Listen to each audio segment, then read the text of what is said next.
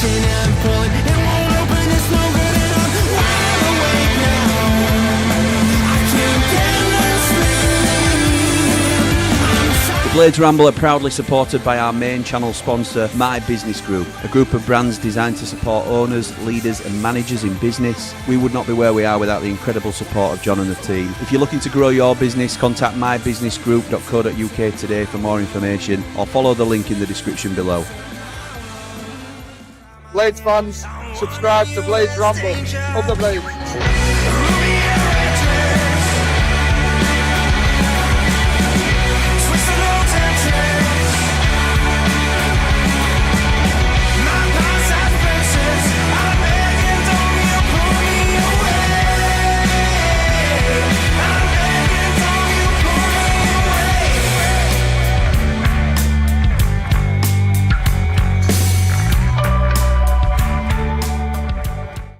What is happening, Blades, and welcome back to the Blades Ramble. I am, of course, Jimmy, and this is the return of Talking Sense with Andy the Blade. Now, it's up to you. You can make your own mind up whether you feel that's a fitting title or not. He has often disputed it himself at times. But he's back from a long hiatus from the channel. We agreed initially this was going to be a monthly thing, and it's no one's fault that it didn't happen last month. My dad was pretty badly, to be honest, quite poorly, and then just as he was on the uptick, I went down just with a 48-hour thing, and then he upped sticks and went to Texas for 3 weeks without me. So yeah, that's why it hasn't happened. There's just been no break in his busy calendar for us, and when he was in the country, he wasn't very well, but thankfully he's back fighting fit again, and I'm delighted to say he joins us now, welcoming in my father, Andy the Blade.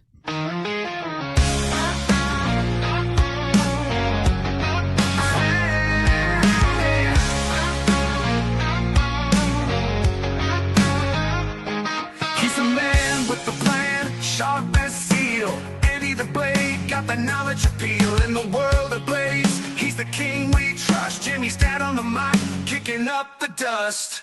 ATP, he's a channel MVP. Sharp wit, sharp mind, that's the key. Blades Ramble, bringing truth to the game. Andy the Blade, remember the name. Hello, Father! Andy the Blade, remember the name. I don't know if you can tell, but he didn't sing those lyrics himself. I know it sounded just like, but it wasn't self-sung, was it? So, how are you, Dad? How are you? I'm all right, thank you, Jim. All right, Jim. Yeah, I've had a nice long holiday in Texas, and as you said, beginning of the month, I were a bit off it. I had COVID again. Bit off it? You were well badly. I was badly, but I mean, the good thing, I've passed it round to all my mates now. They're all getting it, so they've been playing hell with you, haven't they? After laughing at me for a couple of weeks. And what he's saying, what a win for what? No, they've all got it. No, it's not really a funny thing, is it? So what was the situation? You were feeling ill, and then you thought something weren't right. Tell me if I'm wrong here. You thought something weren't right because you were worse than you. Usually, when you come back from an holiday, your body clock doesn't quite adjust like it usually does. You usually end up with sniffles, a bit of a cough or a cold or something when you come back, and your body can't acclimatise. Too much. Yes, because you've done too much while you're away. This time you came back from wherever it was you were, and because I can't remember, I'm not sure you can. Might have been Tenerife with Cammy or something like that. I was on a golfing trip. I was on a golfing trip to Magaluf, and, right? But I got it just as I was setting off, so it wasn't even. Yes. Just as I'm on the plane, I'm thinking, bloody hell, I don't feel so good here, and it bloody hit me as soon as I got there, and I had a nightmare while I was there. But then I'm laughing, but it's not funny because you were bad, weren't you? You were bad. And I'd got a holiday to come up straight after that to go to Munich to Oktoberfest. So, and it was still lingering then. Yeah, so rightly you cancelled Oktoberfest, didn't you, and laid up and rested? No. No, you didn't. I persevered. You got your lederhosen on and stood on German tables, didn't you? I did, yes. So, but it took me a good couple of weeks to get over it. I mean, and all lads, they were all playing out because obviously we're sharing rooms and everything. Yeah, so yeah. They thought you were being miserable, not wanting to come out because you had a bit of a cold or something, and you come back and they've all got COVID off you. So, nice one. And then you got to Texas and leave them all struggling. So that's about right, Jim. Yeah, that's about right. How was Texas, by the way? Very brief. I know we're not talking about football yet, Texas but were brilliant. I went with my number 2 son. Well, yeah, number that's right. 1 and number 2, you know, you're both joint, but you know what I mean. Yeah, I know what you Big mean. Texas Dave. That's what he don't want to be known as Layman Dave anymore. He wants to be known as Big Texas Dave. Well, tough. Layman Dave went to Texas. We've been doing all sorts. We've been shooting and Dave's been doing more than I have. Shooting and riding and bloody going to saloons and going to all sporting events. We've had a great time. I wish you'd have been with us, been able to come with us, Jim. I know. You know, some of us have to work, Dad. Some of us have to work. I know, mate. I know. One of them things, isn't it? Time. Yeah, no, it's great. To be honest, I ain't even caught up with Dave yet. I've spoke to Aunt Sal. I've spoke to you, obviously. I haven't spoke to Dave yet, but I obviously through you, I know he's had a whale of a time, so it's brilliant to hear. Anyway, look, while things have been rosy for you, away from the football field, you didn't necessarily miss an awful lot off the pitch. Do you know the last time? Go on. No, I saw most of it. Obviously, I watched the first one away at Blackburn. I tried to watch the Preston one, but I got interrupted, which me and Bev fell out about, which I've told you about, but we didn't speak for a day. So you were watching it on a phone, and Bev rang, so he fell out with Bev because she interrupted the stream and he couldn't get it back on. Yeah, that's exactly what happened. I did apologise, though. Yeah, it was definitely not her fault. No. So couldn't watch Derby game because I were at Texas Longhorns. But obviously I watched the highlights and then I watched all the game. I let them go riding while I watched the Coventry game. I think you briefly made an appearance in between times, hadn't you, Dad? On 90 after 90, didn't you come on for like a 10-minute chat? I think you came on very briefly, didn't you? Just before you went to Texas, I think it was. Oh yeah, I did, yeah, just before I went to Texas. Yeah, and I also made a few comments while I was watching Coventry game. Yes, you did. But do you know the last time we were on together for a show, Talking Sense? Nope. 3rd of September. Was it? 9 weeks ago, and we had just lost our 5th game under Ruben Sayers to Middlesbrough at home.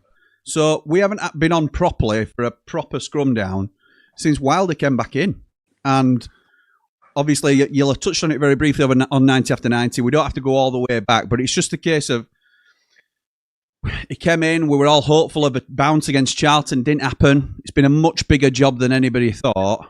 What have you made of Wilder's return so far? It's obviously better, but have you been disappointed in any way, or do you hold responsible? I think it's been difficult, Jim. I just think it's been difficult. I'm pleased he's come back. I'm fully 100% behind him. Yeah. I think we're really unlucky on that first game when we played Charlton because obviously we could have got that. We were on top. And we could have got that bounce and a win, and I think it would have given us a real kickstart. And then it was the other way around because obviously we were kicking the teeth when they scored. We're a last-minute winner. Yeah, we were late on, weren't it? Late on, and it just sort of like deflated us a little bit then, and we've struggled a little bit. Some of the players just look way off it. I mean, we'll talk about that obviously when you want to do, but Dad, the floor is yours to talk about whoever you want. Who's annoying you most at the minute then? Ogbenny? Oh, well, I mean, I don't even call them our players, to be honest. Ogbenny is... No, I mean, he's on loan, but he's not, he's not really one of our players. Okay, I'll tell you what then. They've all underperformed to some degree this season, all of them. They have. So you can't... for Callum O'Hare. Callum O'Hare's not been probably... I think that's probably fair. Probably fair to say. So if we go through 11, are you worried about Cooper? Do you think he's coming back? No, I'm happy with Cooper. And he's been injured. He hasn't played great. He hasn't played up to the standards that he'd had last year. But I'm sure he's been carrying an injury, which obviously that's come out a little bit now. So, and I've been listening to you, as you say, an 80% Cooper is better than 100% Davis. So, I have no problems with Cooper. I think once he gets back to his full fitness, he's all right. And even an 80% Cooper's okay. Would you go in for a keeper in January just as more competition for him? If we can get one. I mean, I've been pushing for a while, as you know, to get an older keeper in. In fact, I think, I don't know whether this is down to me or what, but all players I seem to be going for are older players these days. It's like, it's, but I think an older keeper is quite useful because of the experience he brings. He's usually had his best career. He can probably help Cooper with him still being fairly young. And he's usually quite happy to sit on the bench. So I'm gonna give you a spoiler here because I'm doing my plan for Jan. I've just finished it today, as in like my plan that I'm going to talk about. I'm going live on Friday night to talk about it and talk through it. My goalkeeper situation is exactly that. I am proposing that Fraser Forster comes in as a number 2. Fraser Forster would be an ideal. In fact, he's that good, Fraser Forster, that he would push Cooper at times. I think if he and we let Luke Faxon out because I said that because I won't want to renew Adam Davies in summer. And if you want Luke Faxon to be a credible number 2, he has to have some league football under his belt, surely. So that would be my. Of course he does, yeah.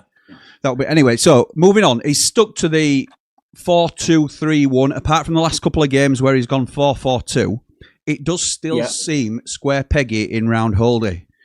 What's your thoughts on the formation? Trying to fit the play, like Callum O'Hare's played on left wing for the last couple of games. He's moved Tanganga inside finally, but Jaffet Tanganga's been playing on at right back for the majority of the games he's been in charge. I still go back to I remember listening to the Millwall supporters when Tanganga first came over, and he came from Tottenham, didn't he? And to Millwall, and they were disappointed with him when he first came over. They thought he was poor because they were playing him. They were playing him at fullback and they were playing him in a 3. They were trying different things, and until they started playing him centre half, he didn't become the player that he has become. Yeah. And even though we know he can play fullback and he can probably play in a 3 as well, I don't think he's going to be. If we want to play him in his best role, I think he's a centre back. Some players are just like that. Some players like playing in a 3. Some players like playing in a 2. John Egan were better in a 3, weren't he? Absolutely, yeah. So I think him and Ben Mee would be my choice for probably staying with a 4, playing at centre backs. Him and Ben Mee, as long as Ben Mee can stay fit, until we can get something better. Obviously, Ben Mee's only here for a limited time because obviously of his age. So, I mean, he's been playing right back, Annie Tanganga, until the last couple of games. No, we don't want him. We don't want him. So Sariki came in last game. I thought he did all right, to be fair. I don't know what you thought about him against QPR. Sariki's our best bet. Sariki's not the answers. I can't see Sariki being the answer yet. He always excites me when he comes on, when he's going forward, but he does worry me, as does a little bit like Shackleton. Not Shackleton, Sam McCallum. I always get them 2 names mixed up for some reason. No. McCallum, he's great going forward, and he's been playing well the last couple of games, but I do worry when he comes up. We always remember him against Ben Doak against Middlesbrough last year when he absolutely tore him a new one. Yeah, he did. And I think he struggles against quality. Yeah, he struggled. I think it were against Leeds as well last season. He really struggled. Yeah. And they were obviously known for their wing play. And I think Sariki is exactly the same. You know, they're decent going forward, but if he comes up against quality wingers, we'll be in trouble. McCallum not as much as Sariki, but Sariki, he's still a youngish lad. How old is Sariki? 21, is he? 21, I think. Yeah, something 21. Like that. 21, 22. See, when you hit to 21, though, you're becoming not first young teamer anymore. Yeah. You're not that young anymore. So same with Sidney Peck, isn't it, Dad? I'll come to Sidney Peck. I know we'll get. I'm not that one to tease. That we're they're now of age, aren't they? Really, I know they've not been professionals for that long a time, but but so Sariki definitely needs some competition. We've got Harrison Burrows at the other side, who's obviously dipped a little bit, but hopefully, if he's got some competition with McCallum, I'm fairly happy with left back. But Sariki definitely needs some competition. Said right from the beginning that Ben Godfrey won't want the answer there. He's what a waste of money that is. So what are you saying with the loan signings? In defence then, it's Ben Godfrey and Tyler Binden. Got to go. Both of them's got to go, in my opinion. Okay. And what would you do with... Most of them can go, really. Obviously, if we took going out of sequence a little bit, Louis Barry obviously not done it. We'll come to that. We'll come to that. We're going back to front. We're going back to front. But okay, all right. So we've got you're all right with your back 2 of Tanganga and me. Yeah. You've got McGuinness behind them. What's your thoughts on Mark McGuinness? McGuinness still book's still out on him, to be honest. I mean, we haven't really spoken about this, have we? No, we haven't been there to speak of. Well, it's only this Saturday, haven't we? That we've been. Yeah. We were chatting about it, and obviously, but no, the book's still out on him. So, I mean, he's decent in the air, but I don't think he's great. He's probably got all right as a backup. And then we've got Matty, haven't we, from Norway? Matty Zatti. Matty Zatti. Look at him, his name. What's his name? Neil Zatterstrom. Neil Matty. Yeah, Matty Zatterstrom. And he. So we Never haven't seen seen him. anything of him. So No. I mean, I've high hopes for him. But How do you rate him? Not having seen him kick a ball. It's so crazy, isn't it? We don't know. So we need to dip into the market in January for a right back. Right back. Okay. Right back.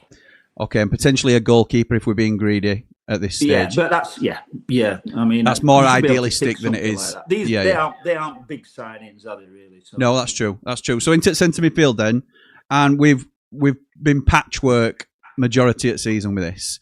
The one thing that hasn't been patchwork is the first one we'll come to. Sidney Peck has played almost every minute, I would say, this season. I think he... listen, I know I'll let you have your say in a minute on City, but we have to acknowledge the formation and the way that Sayers had him playing left him completely exposed. We talked about it before. Wilder came back. Yeah. Wilder then came back and echoed what we'd been saying in terms of it left him on an island on his own with two centre-halves behind him. Full-backs had bombed on. He was expected to be the Vinny Souza, essentially, in front of those backs. And he can't do it. That's not his game. And it looked to have shattered his confidence. He's now getting back to some sort of levels. Not quite, I don't think, where he was last season. There's been a call for him to have a rest from some. You are of that crowd. What's your thoughts on City this season, Dad? I love Sidney Peck. He's a proper player. I like him. I like him as a person. I like his attitude. I thought when he came in, obviously he gave it 100%, and he did all he could for the team. He did a really good job, and everybody's saying, me included, what a good young kid this is. You know what I mean? He's giving it 100% every game, and he still does, I'm sure. I don't think he's the answer. Certainly not yet. I've been having a look. I've been watching him a little bit closer than I don't normally do, or whatever. And I'll tell you what. Somebody said a stat, and I looked it up, and it's right. And I couldn't believe it, really. I mean, we complain about us not scoring goals, and we complain about our strikers not giving us the goals, and I'm sure we'll get to that. We will. But you've got to create the goals. And do you know that Sidney Peck has played something like 58, 59 games now for Sheffield United? No goals, no assists, and two assists. That is a damning statistic. Because he's a deep lying midfielder, but he's not a defensive midfielder, is he? Absolutely. He's not somebody who just sits back in front of back four. He does that as part of his game, but he doesn't do it to shield, does he? He does it as to play out from. Ollie Norwood did a similar job. Different players, but obviously he's all over assists. Oh, two assists. I've been looking at midfielders and what have you on that transfer market and stuff like that, and these people with 4 goals and 1 assist, or 4 goals and 2 assists this season. And I'm thinking 59 games and 2 assists, no goals. I mean, I know he's had bad luck, and I'm not digging him out as such because I do like him. But if you're looking for problems, or where solutions, I should say, not problems, you've got to think who's supplying these passes from midfield. I mean, you've got to bring people like Eamon and stuff like that into that when he's fit as well. But we're not making chances, are we? Don't you think Wilder's playing him just as much for his attitude though than he is his ability? Because he's not significantly worse than anything we've got in the centre midfield. I think he's playing. He's shining light. He's a Wilder type player, isn't he? In terms of blood and guts. He's playing him because we've got nobody else in. I think that's why he's playing him. Well, we've got Tom Davies when he's fit. Tom Davies is probably our best midfielder when he's. Obviously, I was going to ask you this: who's out of the two? Sorry, take Arblaster out of the equation for the minute, because obviously, right. I'm just going to say Arblaster. He will be coming back, and will likely. Obviously, we'll get a chance at first team, and we hope if he's anywhere near levels he was, he's going to be a starting midfielder for us from December onwards, hopefully. But if you take Arblaster out currently because he's not available, of the 5 that I'd say are available. You've had your say on Sidney Peck. But Tom Davies, who is, like you say, probably the most technically gifted player of the lot, of the 5 remaining, I would say, but never available, and we know what the best ability is. Well, they're like complete opposites, them two, aren't they, really? Yeah, they are. City's always available. You know what I mean? Tom Davies is never available. So there's Samari, who's been hot and cold. There's Gyro, who's been getting up to speed and looks okay. And then there's Matos, who we signed allegedly. I know, allegedly for 5 million. Now, this has been disputed in some of our chats and stuff like that, because we're people closer to clubs. No, but it's significantly lower than what's been reported, apparently. But out of those 5, who's your 2? And you can see the dilemma Wilder's had, can't you? Because there's no ideal 2, really. There's no ideal 2. City is obviously always available and always willing and always gives his all. But from what we've seen, I mean, it's not just the statistics; it's the eye test as well. You can see. Yeah. I mean, he's been a little bit unlucky with his unlucky and crap with his shots. Do you know what I mean? Some have been a bit unlucky. Some have been unlucky. Some have been crap. But and he's not really want to thread a pass through or whatever. So there's City Peck on that hand. There's Tom Davies, who whenever he's come on and made a cameo appearance, he's looked quite good. And now you think he's probably the best of what we've got, but. Without a proper running side, that's no good. Coming on for bloody half an hour and then not being fit again for 3 games. Yeah, that's right. Samari, like you said, very hit and miss. Never shown any really consistency that he could be a game changer for us. The big lad from Gyro from Villa, Palace, looks as though he got something about him. Palace, yeah, not Villa, Palace, yeah. He looks as though he's got something about him, but he's not really up to speed as yet. So he's probably... You'd play Davis if he's fit, but if not, you would probably play Gyro with Peck, but only because... And I'm saying, I don't want Peck in, really. I think we need to improve on Peck at the moment. My ideal scenario would be for Peck to come out, for us to get a decent midfielder, for Peck to come out, build himself up again, and become... a mainstay with us. Him and our blasters mainstays for the next, few years would be ideal. But he just ain't got it yet, I don't think. Think there's too much pressure on his shoulders, or he's feeling too much pressure? He don't seem to play like that. I just don't think. Yeah, it may be the fact that there's only him to do it. Really, there's nobody else doing anything in the midfield, but he's just not doing it. Okay. On to the left-hand side then, Dad. And Gus Hamer, I think Gus Hamer speaks for himself. He's not been great this season, but when he went out of the side, nobody was playing well. And he improves us as in 11. So when he comes back, he will be on that left-hand side, undoubtedly, for Chris Wilder. You can't not play him. You can't not play him, and nor would we want to. But beneath that, we've got Andre Brooks, who's been coming on and playing better, I think, on the left. He had to play on the right the other day, but I think he's been playing well on the left when he's done his cameo appearances. Ideally, Andre Brooks could do it alone, but we haven't got the numbers, certainly on the wings, to be doing that, especially if you're going to send Louis Barry back, which is something I'd be doing as well. Yeah. Well, Louis Barry's just haven't been up to it. It's sad, really, because he looked as though he was, he scored lots of goals, didn't he, in the lower divisions, but he just hasn't been up to it in this division. I can see him going back to Stockport in January and finishing off winning league with them. Yeah. Don't know what's happened to Ogbenny. Yeah, we can go across to right as well. Ogbenny, what do you think to him? He's been so poor since he's arrived. I mean, he's shown maybe a couple of runs where you think, can he do something? But he's just so poor. He seems to have lost all his confidence. He seems to have lost his pace. I remember him as a really quick player for Rotherham and Luton. But I listened to you with it 3 Mardy Blades when you were saying, when you come, you don't know how it's going to affect you when you come back from injury, and the first thing that will go will be your pace, rather than anything else. The players that you mentioned on that episode was, Michael Owen and people like that. They once they've had their injuries, the pace is never the same. And I think, but it seems to be more than the pace with him. It seems as though he's lost his confidence and sort of like faith in himself to do things. It's a shame, isn't it? Because there was a player in there. There was a player, and he seemed a really nice lad as well, But he's not done it at all. As far as Brooks goes, we're talking to you on the way outside. I mean, I don't know whether everybody knows, but I know me and you like to sort of like categorise as players as what they are, So we'll say such and such is bottom championship, top first division, or he's bottom premiership, or he'll probably play mid championship level. So, and I said Brooks's first division for me. I don't think he'll do it championship.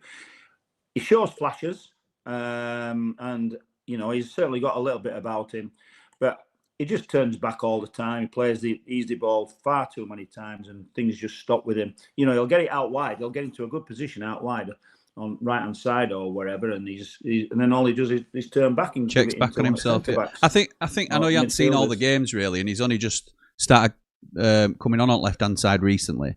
He's looked a lot more balanced on the left hand side when he's come on. I don't think obviously when Gus is fit, he's the understudy to Gus, and he will. Yeah. If Gus is fit enough to play the 90, then Brooks might not even get a sniff. But I think we'll play it right though. We'll play it right. We're gonna have to get somebody, because I mean, there's Chong that's coming back, and I know he's played on left and he's played in 10, and I think he's played on occasion on right as well. But we need some. If we're gonna stick to that formation, we're gonna have to play that way. So we're gonna have to. It can't be Ogbenny. So out of the 5 loans, then, Dad, Godfrey Binden, Barry, Samari, Ogbenny. Are you sending them all back? Yeah, although I was listening to Rich Carrington, reading Rich Carrington on, I think it was on your Platinum Ramblers or whatever, and he said that he'd heard that, or he got some information that Benny was I'm not supposed to say this. Don't know. Yeah, I don't know. Well, you can. Yeah, say it. Go on then, say it. Well, okay. No, I don't know. We don't know how sensitive some of the information is. You see that we get. So I see this. I see this now. Yeah. I don't know. I don't think. No, I think I would send them all back. I would send them all back if we could.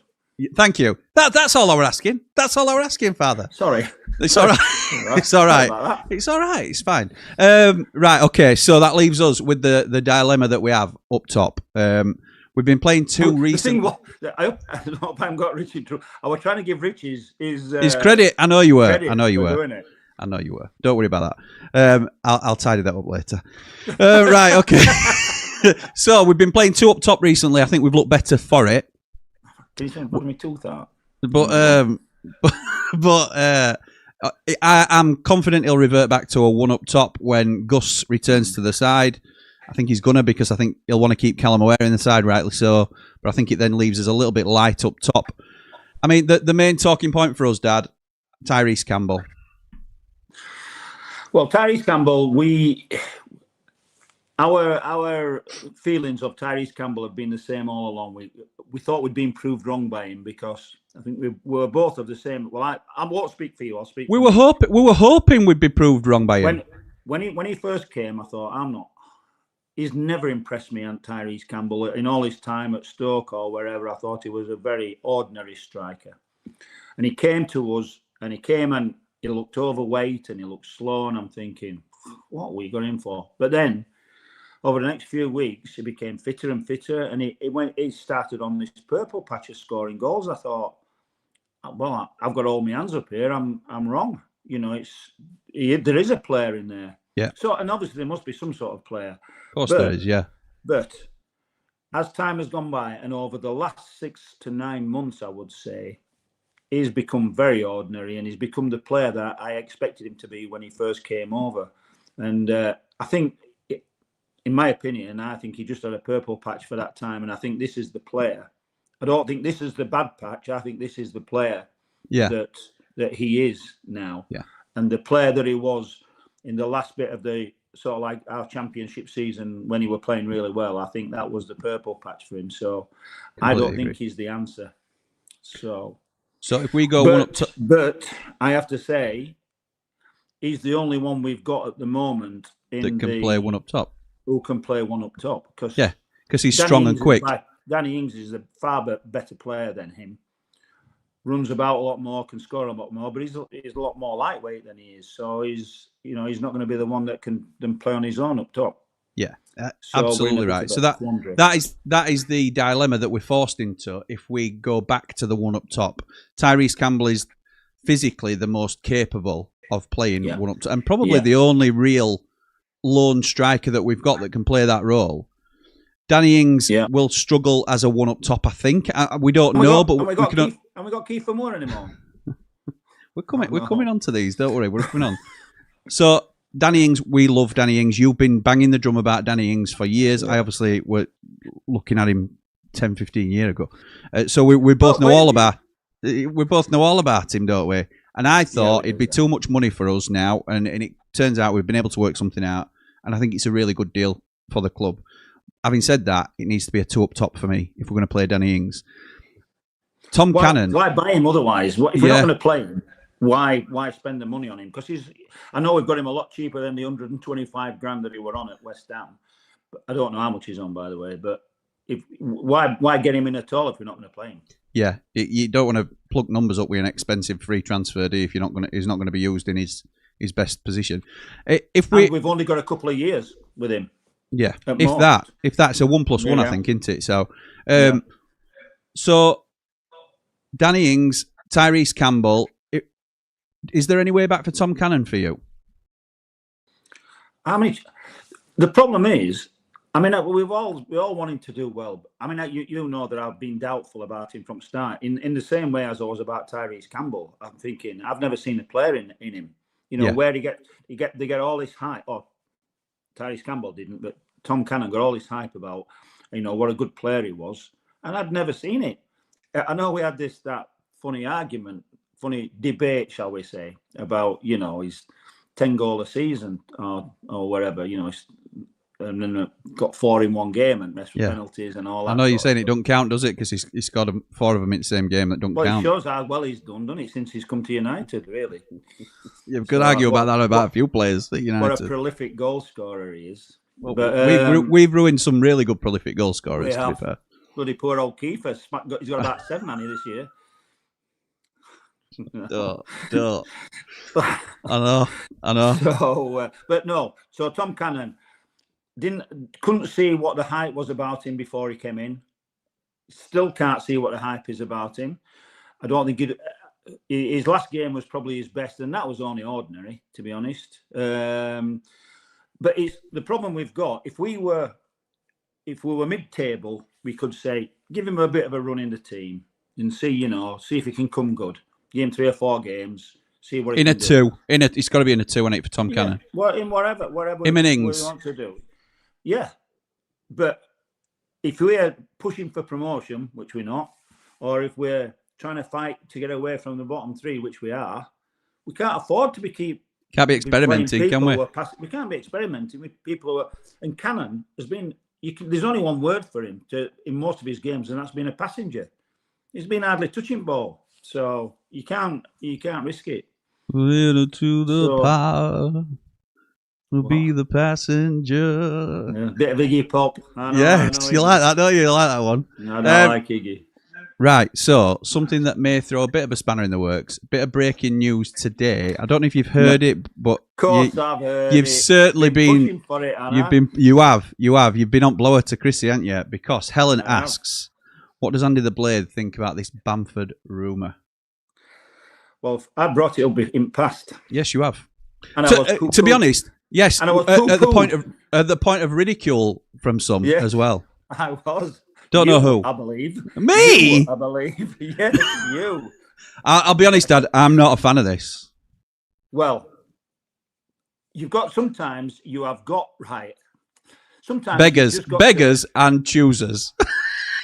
Yeah, that's more or less it. Sometimes you've just got to swallow what you think about it. I mean, the way when he played for Leeds and where he used to go down and holding his face. That's what annoys me more than all. I don't mind him being a poo house or anything like. I don't mind that if they're dirty on pitch on occasion, but the cheating, he's a cheat. He goes down. He holds his face when he's being. All right, stop. Oh, honestly, it annoyed me as much as it annoys you, Jim. I know it did. I know. I have looked at the players who can play on their own up front, or in a 2. With Ings, for instance, and I think he's probably the best of what we can afford. Dad. Now, but the thing is, there are certain things. Yeah, and there's a lot of things really. Yeah, there are. Normally, Bamford hadn't really played that much. Well, he hadn't played anything this season, I don't think, and I think he played about 17 last year. Have you got any stats? But I'm going to have a look now because I think I know this stat. He hasn't played much. Bamford last season, yeah, 17 games. Don't know how many minutes that was because a lot of that will have been off the bench. No goals. No goals, no assists. Yeah, I know that. But we all know he's a good player. Even the Leeds fans who were annoyed with him admit that he's a good player. But he's far better than Campbell. I'll tell you that now. Without. I'll tell you, in them 17, Dad.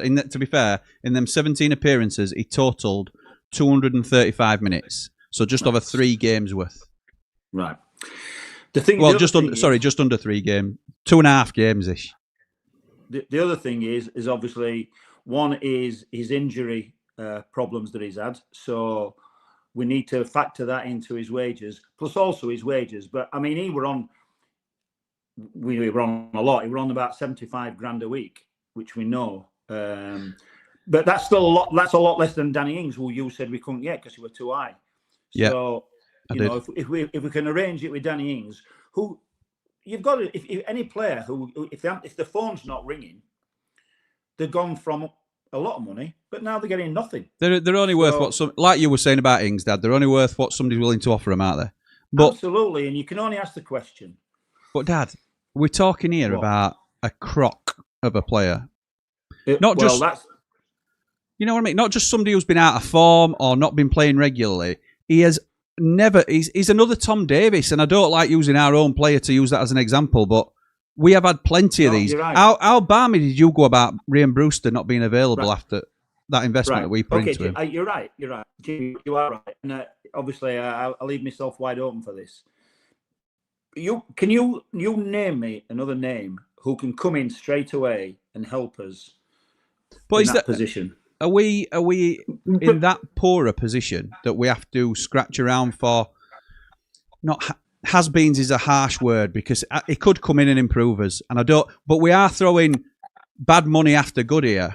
We keep seeing what sticks. It depends if he will accept it. You know, these sort of contracts that we're talking about. You know, which will be very performance related. You don't know that.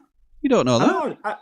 It might be on 30 grand a week till January. And look, if the just deals till January, like Gyro's got, then it's probably a short-term burst of maybe it's worth it just to see. But to a degree, that's going back to what we're saying we can't do with Cannon. We're experimenting, aren't we? We're throwing stuff against the wall and hoping it sticks rather than trying a formation that suits the players that we've got. Would you not think with the players we've got currently, a 3-4-1-2 suits us down to the ground? So we've got Tanganga, McGuinness and me at the back, 3 centre-halves. We could have Sariki and McCallum or Burrows as your wing-backs. You'd have Siddy and Arblaster or Davis, whoever it is in the middle. O'Hare in the 10. This is currently, but while Hamer's out. And then you have 2 up top, whether it be Campbell, Cannon or Ings, any combination.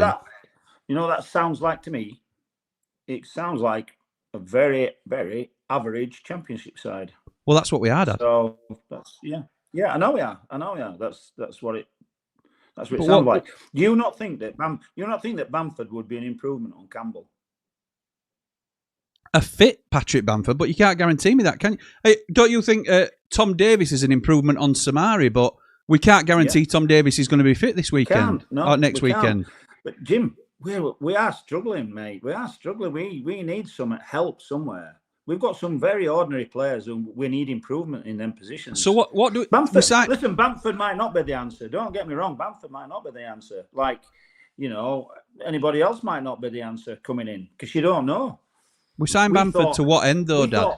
We thought Louis Barry would be the answer at left wing, and look at state of him. We thought Benny might be the answer at right wing. Look at state of him. It's just not working. Would you not take an Emmanuel Dennis or somebody like that instead? No, I wouldn't take Emmanuel Dennis. No. Would you take Ollie McBurney for a fee? That's not a wind-up, by the way. That's a genuine question. No, not a big fee. Well, as you know, I mean, you know what I thought about. But when I was against McBurney, that was when we were pushing for promotion and when we were in the Premiership. know. And he wasn't. I didn't think he was good enough, and I still don't think he's good enough. I think he'll be found out at Hull, but they say he's putting it about at Hull, and he's doing what he's bullying people and things like that at Hull. But Hull, what position are Hull in? 5th. Are they 5th? But he is injured at the moment. He is injured. He's been injured for the last 3 or so. Yeah, he has. But I mean, I was talking to a lad who follows Hull a little bit last night, and he said he's doing all right. He says not great, but he's just doing all right. He's putting himself about. So. Where were you last night? Were you at Trinity Charity Do? It was Wakefield Hospice Charity Do. Yes. Oh yeah, at Wakefield Trinity. I was at Wakefield Trinity. I was with Mr. Kamara and some of my mates, and yeah, it was a good night. Is he all right, Cammy? Yeah, people always like to know how he's doing. Yeah, no, he's very well. Good. He was telling me about how no, it's about Middlesbrough. Middlesbrough aren't happy at the moment. I bet they're not, but I bet he's in a different way. If he's going to pocket £4 million for Rob Edwards, I know he's big mates with Steve Gibson, isn't he, Cammy? So he is, yeah. I know you can't say too much, but £4 million for Rob Edwards, who's been there 3-4 months. Yeah, you're laughing, I think. But I don't think he's the one, Rob Edwards, me. Middlesbrough, and you can take it what you want. What Middlesbrough is, Middlesbrough aren't happy at all. When's he coming on anyway, Cammy? People keep asking me that. I told him. I said, you got an open invitation. Well, we'll get him on. We will. He'll come on, won't he, at some point? Right. Let's get some comments then, because I've only read Helen's because it was one I spotted when we're going through stuff. So sorry about Helen. Sorry, Helen. I was just gonna say I was talking to somebody else as well about a couple of players. Who were when we were talking about replacements, yes. Proper replacements. Yeah. I mean, I think we should be looking at. Have you seen anything of Bobby Poynton?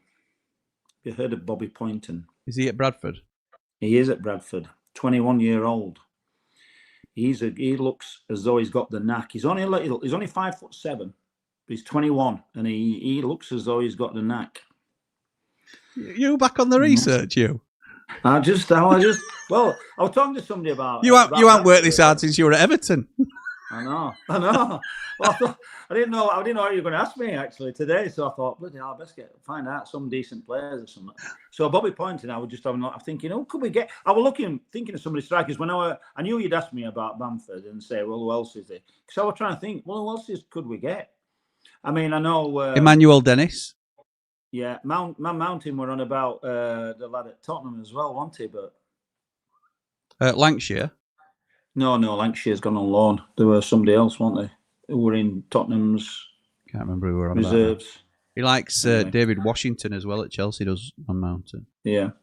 But Bobby Poynton, he's one who we could look at for the future. And obviously, and for midfield, there's a few midfielders who we could get, but that's for next season, really. Come on, then. Come on, I'm interested in some names you've got. I've said them before. Brannigan, Cameron Brannigan. Another year older. How old's Brannigan now? 29. So another year older on Brannigan. But but you know what he is, Dad? He is a good championship midfielder. He's Absolutely. a bit like an Alan Brown who will help get you to the top. Not Oxford, obviously, and no offence to Oxford fans. I don't anticipate this, but in a good side, he will help you get one or two places better off, I think. He's a very good player at the level. I don't think he'd necessarily step up to Premier League level, but you just have to focus on getting there first, don't you? So, of course you have. We need somebody with a bit of authority in the. And he's a leader. Yeah, exactly. He's a leader. Who can put the foot on the ball and sort of like, give it here and give it there, and I'll come here and come there. And take a game by its scruff at neck a little bit. Yeah.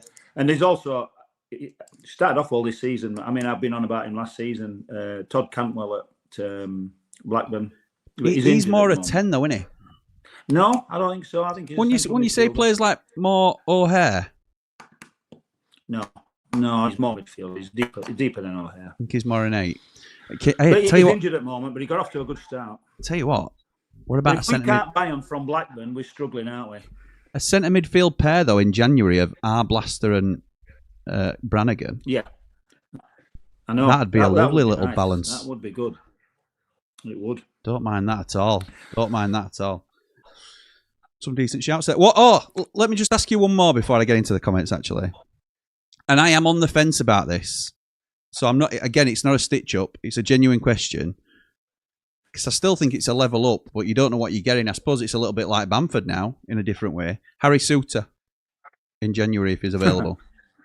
And I know we go back and we laugh at. Everybody we talk about is bloody injured, aren't they? I know. Injury problems. I know. There's always going to be an issue with whatever player we talk about, isn't there? Because of they wouldn't be linked with Sheffield United or attainable for Sheffield United if they weren't.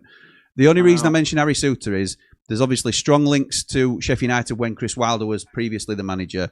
He's obviously back in situ now. He's a big fan of Harry Souttar. Brought him out to do a farewell after he'd got injured, which doesn't happen a lot at all.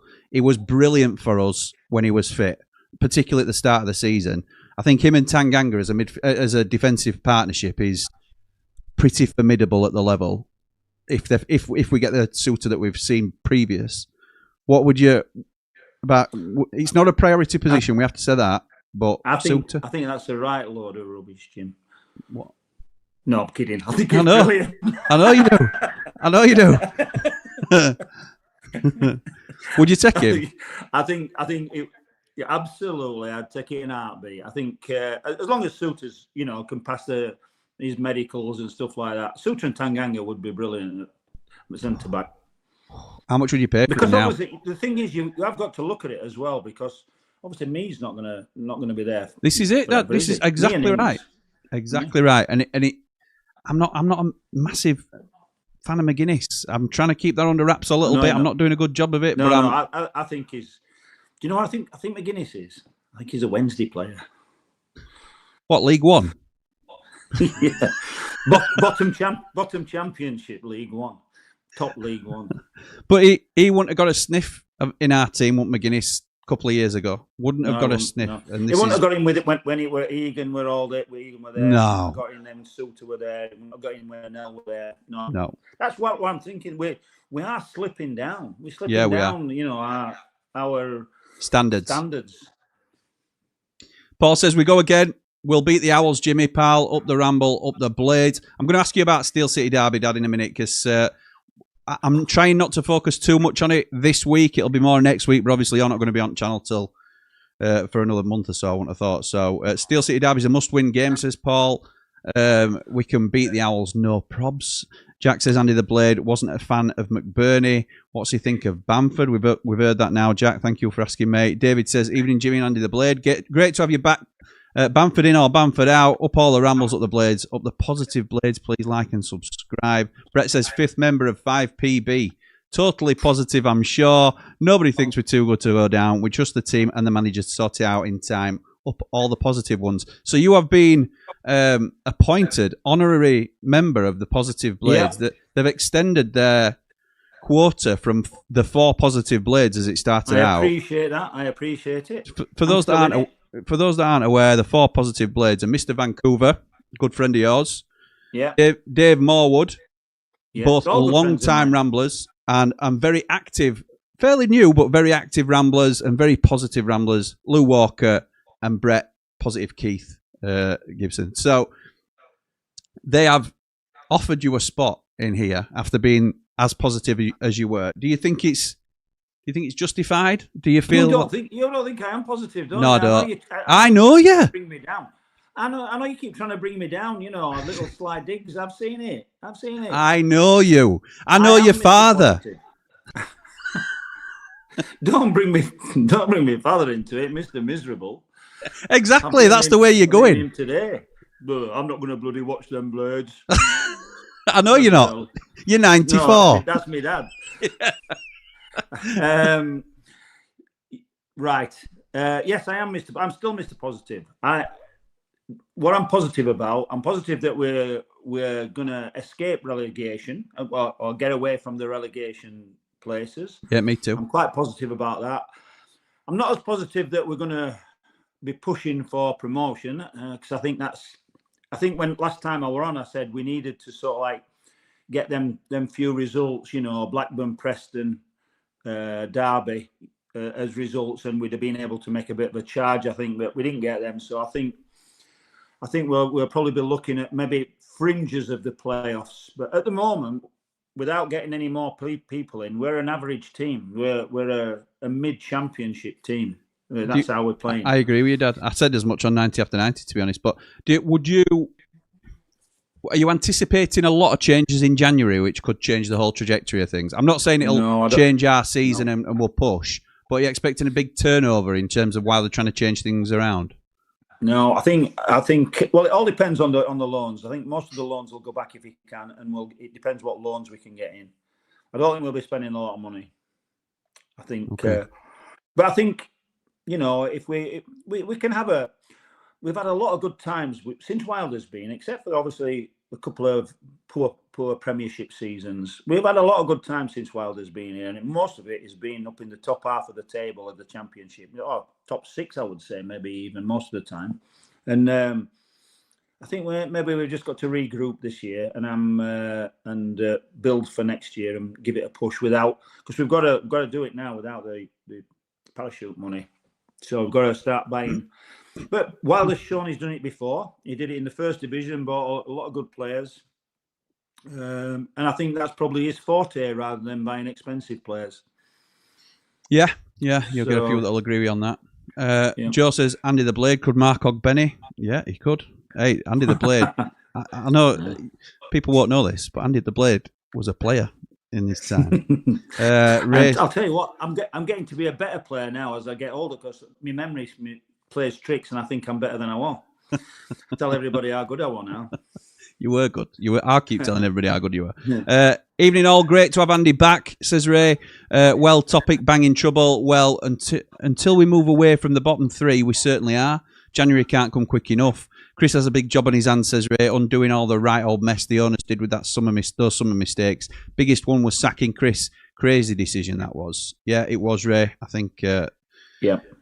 It's not just a hindsight call either. A lot of us were saying it at the time as well, to be honest. But you back the club in whatever they choose to do, and you try and stick with them, don't you? Even if you're disappointed with some of the decisions they make, it's just one of those things, unfortunately. Yeah, one of those times when you couldn't. We've just been to Wembley. We're all disappointed. We're very surprised at Chris going, but they decided that we'd got new owners, and decided they wanted to go a different way. And, I mean, what we were supposed to do, sort of like get shoes off in car park and stuff like that. I know, what I mean, and start things. You're like, it wasn't at that stage. No. We thought, well, if they want to try something different, because, so you had to go with it. But it were obviously, in hindsight, it were a massive mistake. And you support the club, don't you? It's not, you don't. Of course you do. We're not Chris Wilder fans, even though we personally love him. A lot of fans love what he's done for our club.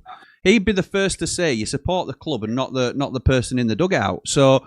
Yeah. While we're loyal and feel an affinity to him, which we'll always feel, no doubt, loads and loads of us as Blades because of what he's given us, it's the club that we support. So we want Sheffield United to do well, whoever's in charge. So he always talks about the new Mourinho who came in when I was sellers. Could have been, couldn't he? He was so close, so close. Tom Brammer says. I think, except for a few players, the loan signings have papered over the cracks for the last couple of Championship seasons. This year's loans are like 50% APR from a loan shark. He's absolutely right. Spot on that. I mean, we've had some great loans with Morgan Gibbs-White and McAtee Dean Henderson. And Dean Henderson, Tommy Doyle. Top quality, absolutely. Yeah, evening Blade says Tom not from. Evening mate. Mark Meldrew says big thanks to your dad for sending the photos for the card whilst on his holiday in Texas. Top bloke, can't wait to hear his thoughts on Bamford. Christ, I don't know what to think. Up the Blades, up the Ramble, up the +5. I think Bamford will really split the. Dad, have you seen Platinum Chat already? They're not going at it, but there's already really strong opinions either way. Yeah, I can see both sides to it. To be honest, me too. I can. I mean, even though I've gone down on the side of Bamford. Yeah, I can. And I've gone against. I can totally see why people are against him. Yeah, and I hope to be wrong. I hope he kicks on, and if he signs for us, then obviously I want him to be the new number 9. It looks as though there's something about it, doesn't it? With it being its star and... yeah, it's come from a good source. You know, he's been training with Coventry, apparently. Did you know? Been training with Coventry, apparently. Yeah, I've heard him. Not a bad team to be training with at the minute. No.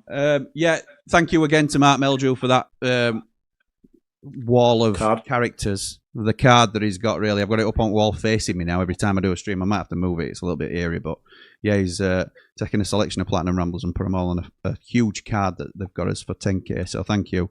By the way, I've just noticed, Jim. Have you seen what's there behind me? I have, yeah. I have. If anybody can zoom in, that's you with girls when they're really little. Me, yeah, it's me at middle. That's not me at bottom, just so everybody knows. That's Emily at bottom and Sophie's above. But yeah, I'm in the middle with Mrs. Ramble and the girls. Yeah, that were finale. It won't be far from 9 years ago, that, Dad. Yeah. How was the USA, Andy, says James? Oh, absolutely brilliant. Absolutely brilliant. Well, we talked about it a little bit We at the did. beginning, We so I won't repeat it, but we had an absolute great time. Thank you very much. Brett says, do you all genuinely think Wilder will turn it around come the end of December? Or come the end of December, do you make a change ready for the transfer market? Brett's not a blade, to be fair. He's asking as a neutral. He's not, obviously, as into it. As we No. Stick with Wilder. We're Wilder boys. At the end of the season, but, Yeah. you know. We're Wilder boys. He will keep us up as a minimum. Yeah. So that is all we need to do this season now, because it's gone too far, unfortunately. So that's why I question. Go on. Sorry. Go on. I said the only time I would get rid of Wilder, really. I mean, obviously, if he does really badly or something blows up or whatever, but I could see him wanting to get rid of him if we went into the Premiership. If we'd have got promoted, funnily enough, if we'd have got promoted at Wembley, I could have seen him wanting to get rid of Wilder then. Yeah. Do you know what I mean? The owners, and trying something different in the Premiership, because we've had, I know we had one really good season there, which were a bit of a fluke, but you know, we've had two horror seasons, haven't we, in the Premiership? Yeah, we have. And I think, you know, so I could see them wanting to do something maybe different then. They were obviously split when it came to the decision anyway, and there were rumours that, and we'll never know, obviously, that either way, whatever the result was at Wembley, we were going to make a change. So we'll never know now, will we? But it's one of them things. Jimmy Civil says, could we all kindly stop the Bamford nonsense, please? It's straw grabbing of the highest order, and that's how we ended up with Ollie Mack and Brewster. A win at the Stye will get our season going. Up the Blades, up the Ramble. So Jimmy's not a fan of the Bamford. I think it's not nonsense in terms of you might not agree with it, Jimmy, and I'm of the same opinion. I wouldn't do it. The reason we're talking about it is because it looks like it's happening. That's not the same though, is it? Because we paid 20-odd million for Brewster and 20-odd million for 20-odd million. How many goals has he got? How many shots has he had? All right. Anyway, but yeah, you're right, Dad. It's not that I can't compare the two. I agree. I think what Jimmy's saying we can't afford to spend. This was my big thing. We can't afford to spend 20 million and not get anything back. And not get an absolute hit on the nose. No. Marseille paid us 20 million for Illiman and Dyer. That's what you can get for 20 million. So that's the value, isn't it? Right. What's the next up on here? Let's have a look. You want to come? Just a bit of housekeeping. We're going to ask there you about Brian. Wednesday. Oh, yeah, apologies. We're on about a win at the Stye turns our season around. That's what I'm going to talk to you about. How are you feeling going into this game, Dad? Not great. I'm nervous, me. I'm nervous. I mean, Wednesday are rubbish, but it's a derby. So are we. They've got their backs against the wall. It's at Wednesday. There'll be a big crowd there. They've just turned a corner in terms of the club. Rather than not necessarily on the field, they still haven't got the players to do the business for the season, but they've turned. The feeling is completely different now, isn't it, as it was 6 weeks ago? And we haven't, you know, and we ain't got going playing as we are, playing all right, but can't score goals. So, I mean, I think if I was a betting man, which obviously you know I'm not. Not much. I would put my money on a 0-0. Yeah, I think so. I've got a draw all day long. I think I said to Jamie Dumpling earlier it'd be 1-1, but 0-0 wouldn't surprise anybody, would it? So, right. Paul says, hi Andy, nice to know you're off the cliff. I lived on Brompton Road across from the Baths. Attercliffe was like a little town. It was brilliant. Yeah. Do you know Brompton? My dad used to take me and my sister, not Sally, Andrea, who passed away sadly, to the baths on Atcliffe Road every Saturday morning when I was about 6 or 7. Go for swimming. Yeah, 30 years ago. 30 Yeah, years and down that Brompton Road there was a cinema called the Adelphi. I remember driving through and you were pointing these out to me, weren't you? Yeah. We were driving down there, yeah. Yeah. You used to go there, didn't you, to Adelphi? I used to go there, yeah. And in fact, in that road, there were about 3 cinemas. Is that where you went with my grandma, to Adelphi? No, my dad. No, my grandma. Your mum. I know, no, my mum didn't take us. Did she? No, my dad used to take us. Oh, okay. Jack says, when I went to Turkey, I got sick there. Roasting in the sun with COVID isn't the best. No, that's right. Absolutely, yeah. That's true. You can't sit outside when you got COVID. Texas Longhorn in the building, says Michael. Hook 'em, Andy the Blade. Hook 'em. There you go. Hook 'em horns. Yeah. That's what it is. To be fair, obviously, I suppose they're your adopted college team now, aren't they? But they aren't. You've always been a Packers only man, haven't you? Because I've seen the first college team I've seen. Yes. Yeah, so but Dave, Layman Dave, when he was just getting into American football, he hooked onto them, didn't he? Texas Longhorns for some. Was it because you had this trip planned that he were? Yeah, because we had it planned. Right. So okay. He got it all sorted. I didn't know whether he'd randomly picked it, and then Texas was a destination he chose because of that. So because I tried to change it because I wanted to go and see Texas A&M, who were better than them at the moment. And they played not far from Austin, where Texas play. Nice. But Dave says no, we couldn't do it. He said he wasn't going to do it. You were a Texas Longhorn, so we had a great time. Fair dues. Don't forget, hook 'em horns. Hook 'em horns. Yeah, absolutely right. Whatever that means. Tom says, evening both. Andy, hope you had a brill time in Texas, Jim. Hope you're well. Don't want to talk about the next game. I'm way too nervous. Yeah, we're done talking about it, Tom, till next week now. But I'm with my dad. I'm nervous about it, mate. I am nervous. Matt says, hope you took your cowboy boots to Texas, Andy. Yeehaw. I did, but I'm hanging him up now. You were telling me you were going to leave him at ranch, weren't you? As in like an official retirement. Well, people, they were all around the ranch. There were like people who put the boots on fences, like, you know, would left like as a farewell gift. And I thought I was just going to hang my boots up and do it because me and that horse struggled together. I'll tell you. I don't know who I'm most unhappy, me or horse. Oh, yeah. We were both knackered. When we after that 10-meter stretch. No, for an hour. It was a good hour. They went on. But I mean, it was great because there were different rides you could have, and like one morning you got on horse and you all went down, and other people went down in like this hay ride on this like truck thing, and they got it all set up in for all breakfast out in open. So you rode down to and have breakfast outside like proper cowboys. Nice. And then rode back That's again. good. That we're really good. Yeah, we're really good. They know. Meth then says United in talks with Bamford, wouldn't mind him up top. To be honest, Aaron says please talk about McBurney. Tim says, is there any truth to the Bamford rumour? All I can tell you, mate, is that it's from a good source. I think it was Mike McGrath from the Telegraph. Really good. Andy Giddins has picked it up from Radio Sheffield. Thinks there's legs to it with a deal until potentially January. And Danny Hall's then corroborated that in the Star as well. So it's looking likely that we are somewhere down the road of Patrick Bamford. Certainly speaking to Sheffield United. Rumours that he might have been at Shirecliffe today have been dotting about too. Have you got your spies there, Jim? No. Shirecliffe. You got spies down there, haven't you? No. We don't do anything like that. Any names, Andy, for a second keeper? We mentioned Fraser Forster. I know you've been a fan of over the years. Obviously, no longer in his prime, hasn't been for some time, but still a very good keeper. I think certainly as a backup. But any other names that you'd plump for?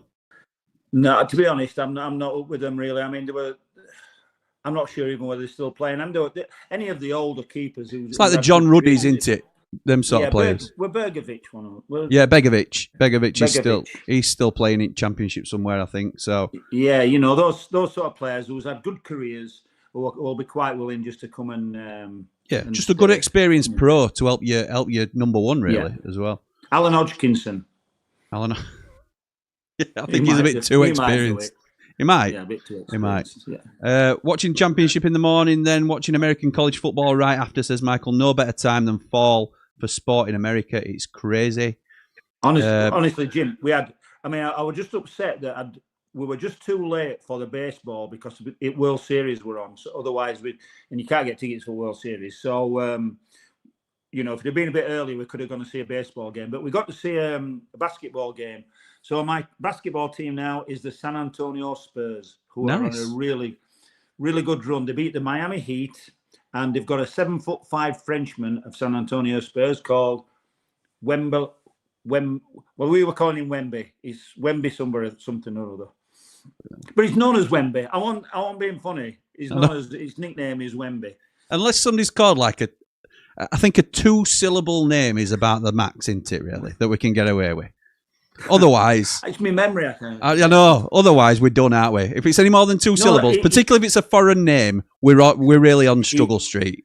He is known as Wemby. I'm sure he is. I'm sure he is. But his name is something like Wemby La Bossa or something like that. And it's you'll something be like Wembley or something like that. Okay.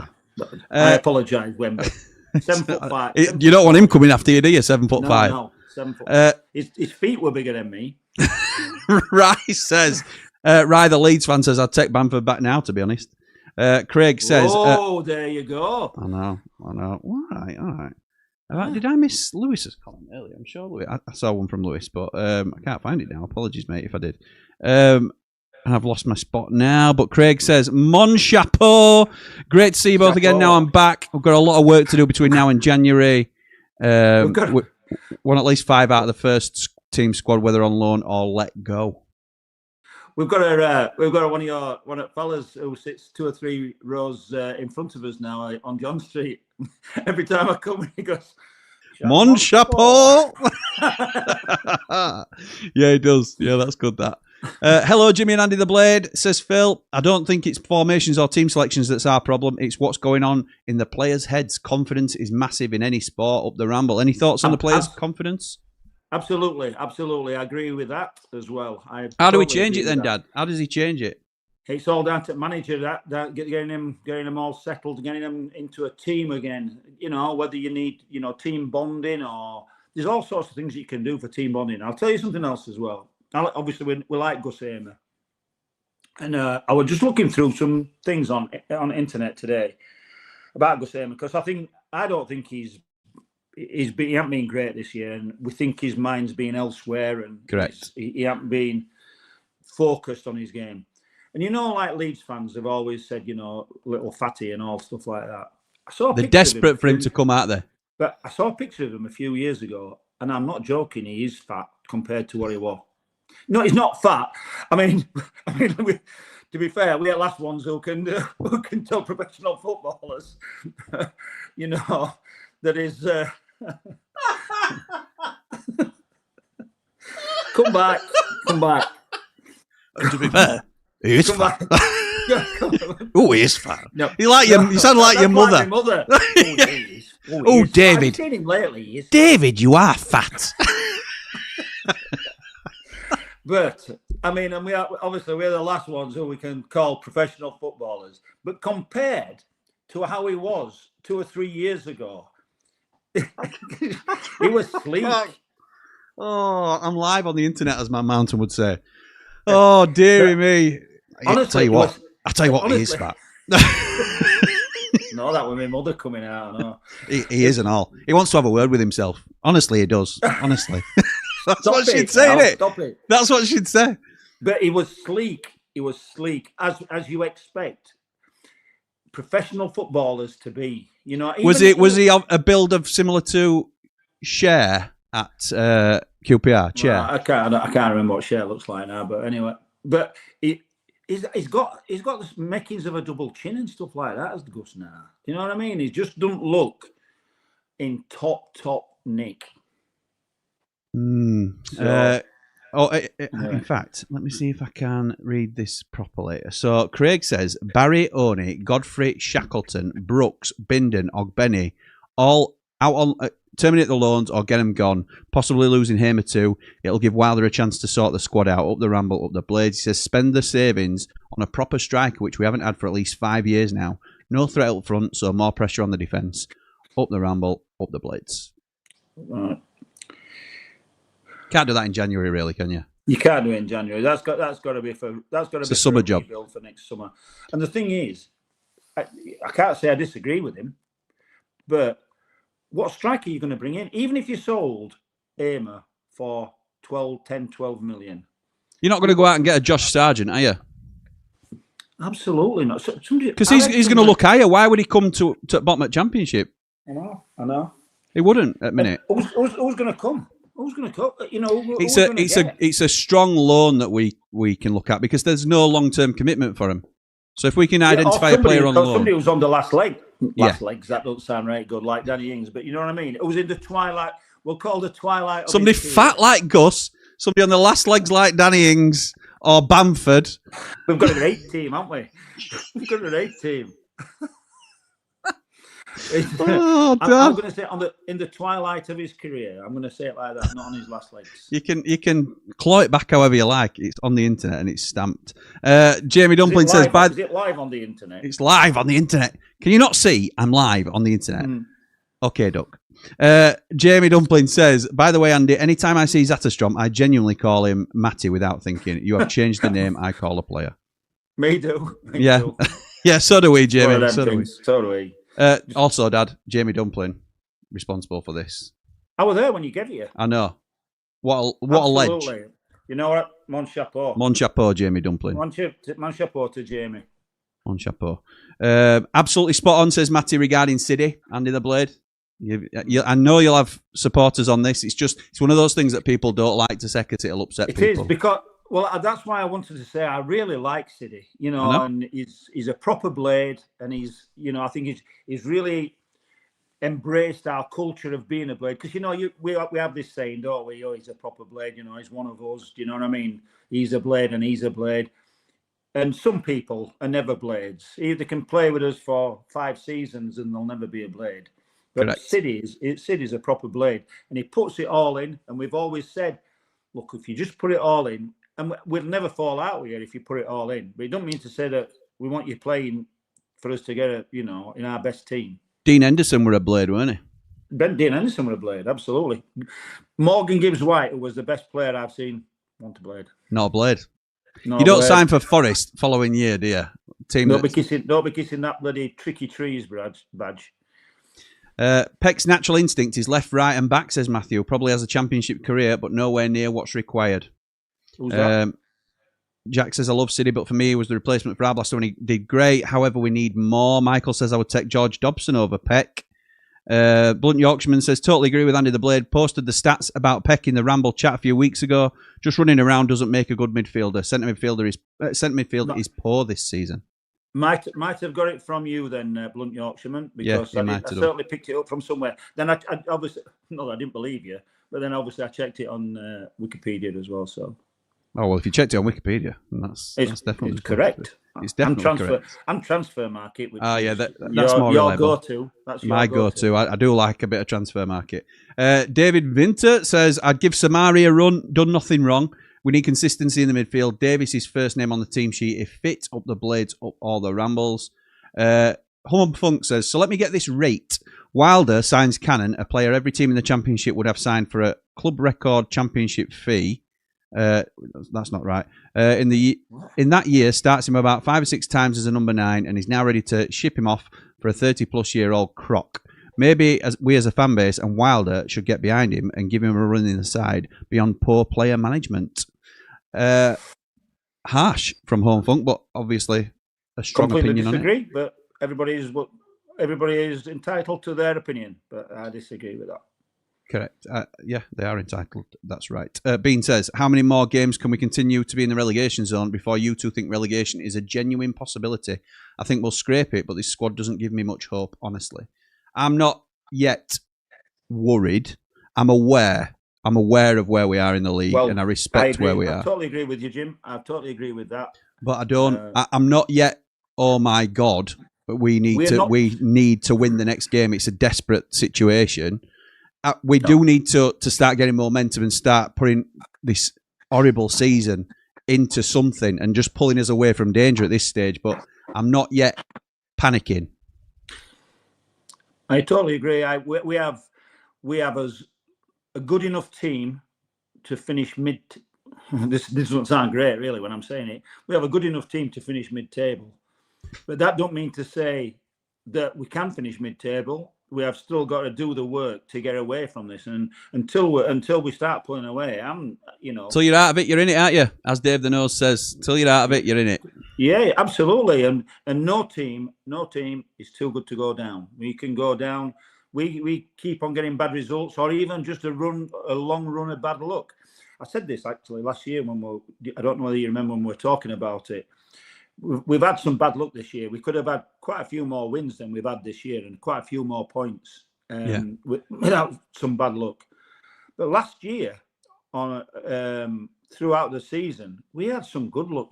We did. We rewrote our luck last year. This feeds into some narratives that feeds into some narratives about it, and you're not wrong either. You're not wrong. Yeah. We in a 50-50 game, we felt right side at coin most at times, didn't we? I would say we did. We had some good luck last year. Yeah, we did. It just seemed as though it was just going for us, which is why I thought we might do it last year, even though we weren't quite as good as Burnley and Leeds. I thought we might have edged them. Yeah, because everything were going for us. Just because, we were that fortunate. Sometimes you just have them years, and we had it last year, and it's going against us this year. Yeah, Dino says Ipswich were never going to let a top winger come to a rival they expected to be top three, which before the season kick-off they thought we would be.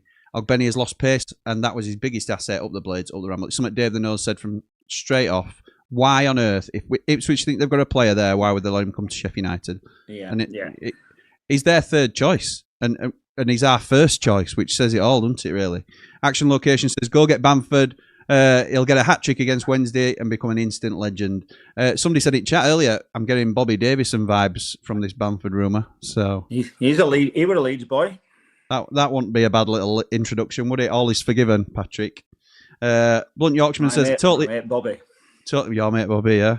Totally agree with Andy the Blade on Brooks. Top-end League One at best. Time to move him on and get better. I think it's a decision for summer, that, for me.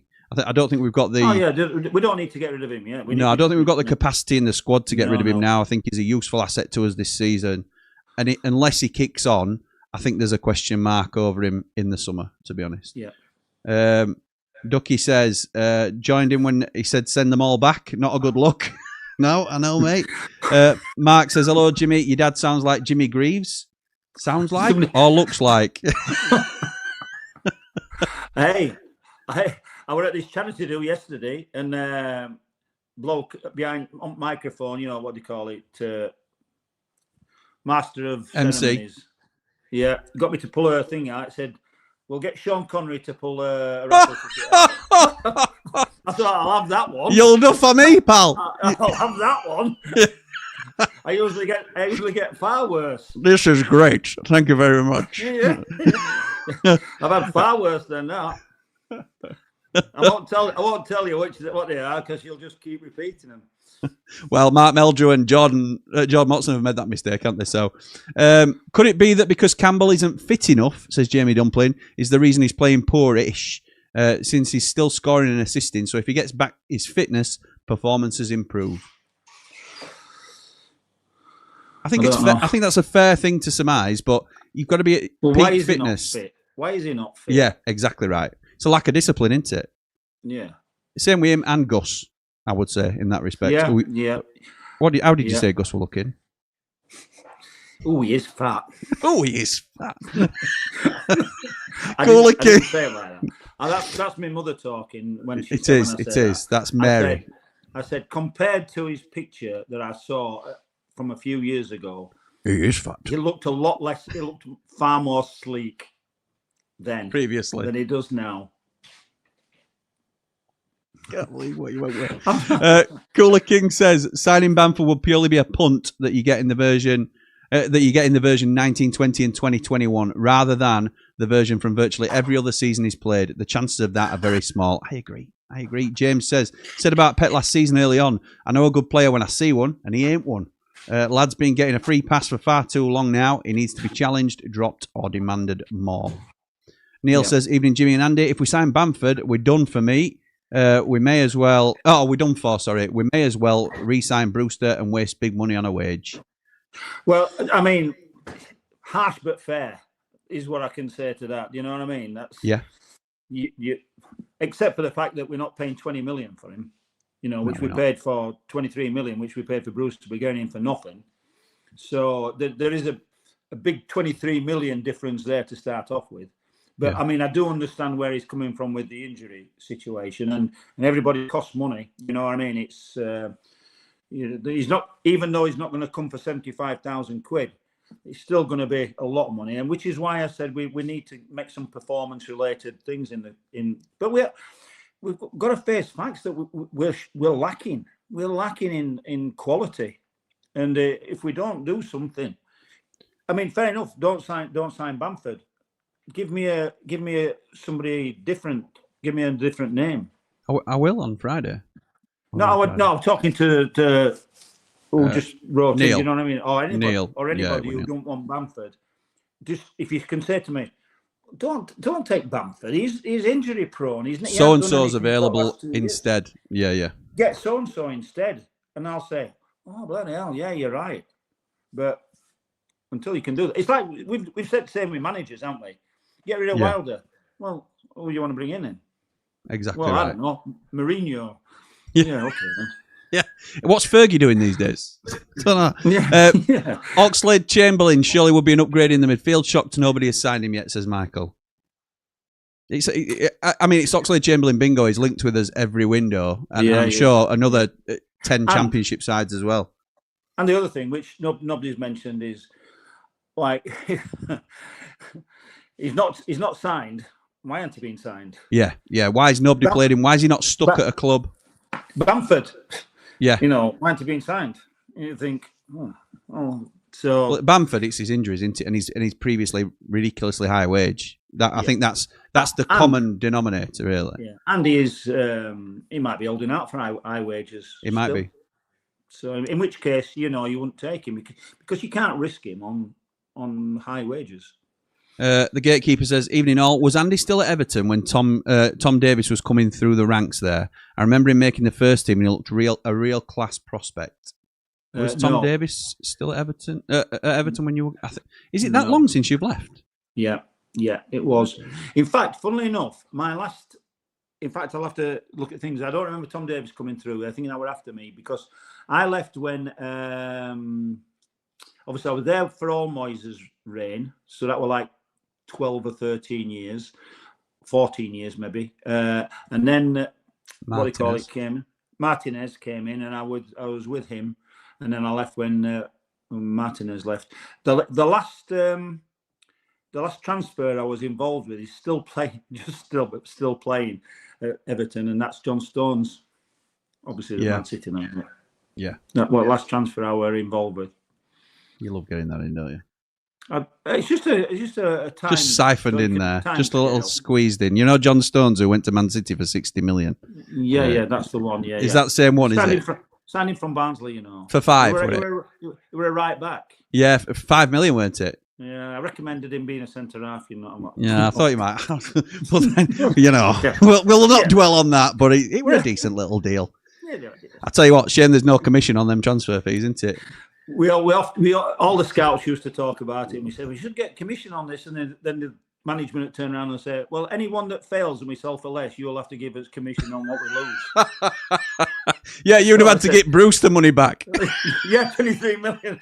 Yeah, 10%. You owes 2.3 million on that thing. 10% of it. Yeah. Well, that's all me John Stone's money gone. Well, I'm sorry, Andy. That's the way it works, I'm afraid. So we decided against it. Nige says, evening, gents. To be honest, on Bamford, Jimmy, we can't be beggars can't be choosers. Let's be honest, we are third bottom. Mark Meldrew says, someone who also said Wilder is a W is not for me. I don't mind that, to be honest. No. Listen, I don't mind that. He goes in with all the sausage roll stuff that Wilder were doing, and that. Absolutely. I like that. If you give it, you've got to take it, haven't you? I agree, Dad. I agree with you. If you give it, you've got to take it. And Wilder gives it out. Yeah, he does. And I think he took that on chin as well, to be fair, at the time. Yeah. So Ryan Hardy might become available in January. He doesn't play at Wrexham, scored 12 goals for Plymouth last season. Michael, this is the problem, isn't it? You're right, okay player at Championship level, but are we seriously talking about signing a Wrexham reserve striker now? Is that where we've fallen to? No. Oh my God. Emmanuel Dennis is also available on a 3. I think that's a better option. I may discuss that more on Friday, pal. Perfect formation, Jimmy. A formation for a club with poor and no wingers. That's the 3-4-1-2 we were talking about briefly before. Matt says 12 mil-ish on permanent signings. God knows what, mostly useless loan fees. The summer transfer window was a disaster and has taken us back 5 years, not to mention sacking Wilder up the Ramble. You won't get any complaints from us. Carl says, first comment, lads. Welcome, mate, and thank you for that. Suter would be great if fully recovered. Again, no arguments from us on that. It's a huge if, though, isn't it? It's a huge if. And are you going to know, really, until he's playing competitive football again? You can pass a medical, but are you getting the same player? And that's the question. You know, Ogbenny passed a medical, and he's not the same player we thought we were signing because of his injury. Yeah. So he's got less pace to lose, don't he, Suter? He has, and he's got Tanganga next to him, which'll help as well.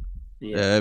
You know, I think they'd probably complement each other pretty well, to be honest. But he could be the Jagielka to the Morgan, couldn't he?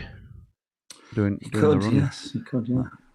Charger says, would you be open for the foreign market, but instead of youth, more experience like Shaitil at Slavia Prague, who is a tall, aerially capable player who is experienced for his national team and in the Champions League?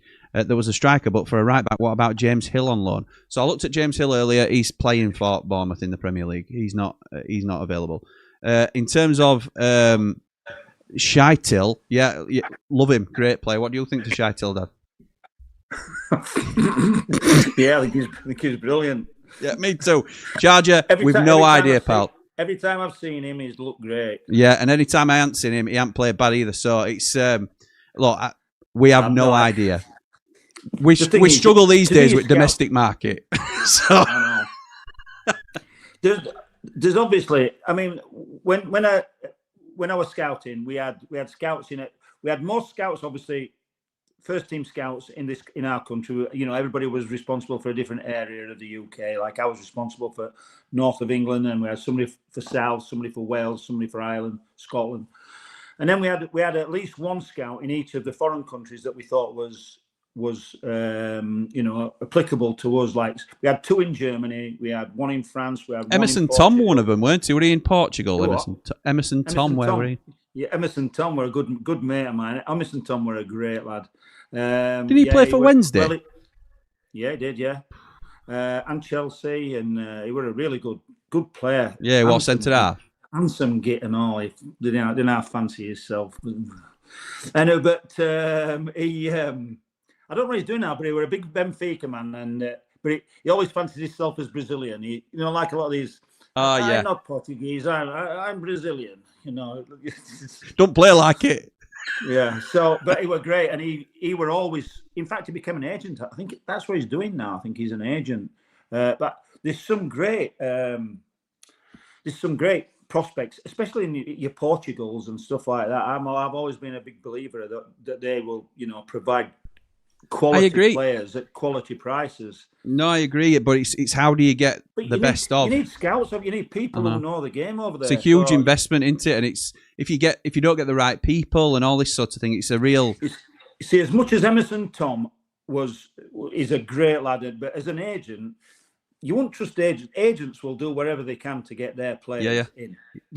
Whichever player they've got will be the best player and exactly what you need in that position. Yeah. And you know, and all that sort of stuff. But so you've got to go and see him yourself, and you can't just watch a player. If you're spending a lot of money, you can't just watch him once and you say, you know, oh yeah, he's a really good player. He might have a great game, or he might have a good game, or you can certainly pick things up.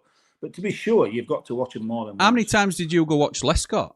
Oh, about 32 times. Not me, but no. That's what I mean. That's an example, isn't it? Everton were too much to the other end because we didn't have a lot of money, so we couldn't afford. Even though at those times your big fees that we're paying for Jagielka and Lescott's and people like that were 4, 5, 6 millions. Yeah. We couldn't afford to. Which is probably the equivalent now of us dropping 20 million on a Ryan Brewster, isn't it? Yeah. So that was a big signing for the club. Then we couldn't get it wrong because it's we'll go backwards if we get it wrong.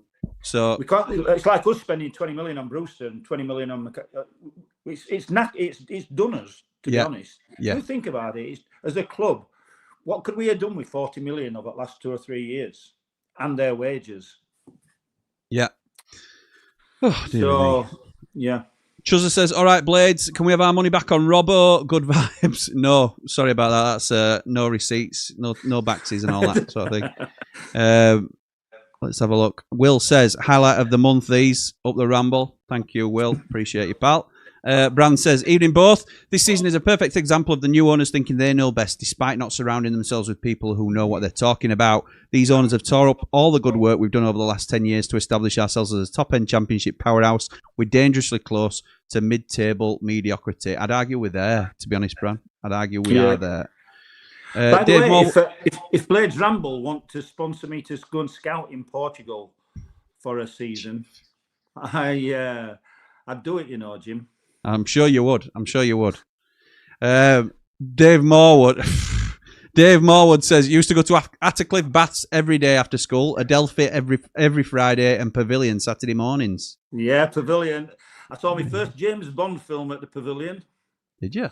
Which were that? Yeah. Well, it wasn't the first film. It was Dr. No was the first. I think the first James Bond was From Russia with Love, but I saw Dr. No there. That was my first ever James Bond film. Oh, nice.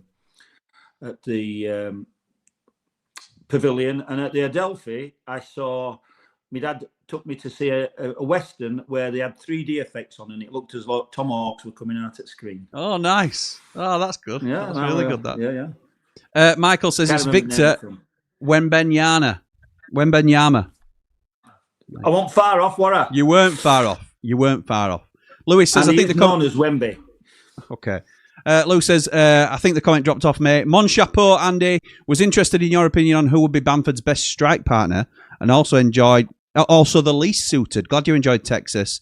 By the way, I'm also a black boots only man with you there. Up the 5 PB. Who would be Bamford's best and least appropriate or suited partner out of the players we've got? Ings would be the best. Ings would be the best. Danny Ings would definitely be the best. Danny Ings. And I would say Tom Cannon probably. You could make an argument for Campbell at the moment, but I would say Tom Cannon is probably going to be the worst of the lot at the moment for me. There you go. Why do you need me on? You could just. I could do a double screen because I know exactly what your answer is going to be. I think Danny Ings would definitely be the best because you could do a little bit of big man, little man, where Ings could be a little bit further up and Bamford could hold the ball up a little bit better for him. Tyrese Campbell isn't quite firing all cylinders at the moment, but we know what he can do when he plays well. Cannon, I just haven't seen enough out of Cannon yet. I just haven't seen enough. That's. We know there's a player in there. That's exactly what it was. We know there's a player in there. But I don't say player. You do say player. I don't say player. Ask Layman Dave. Anyway, we're nearly finished. So ZZ says, these days of strife are what makes sunnier days all worth it. Keep the faith, Blades. Well said, ZZ. Absolutely right, that as well. Absolutely right. Yeah.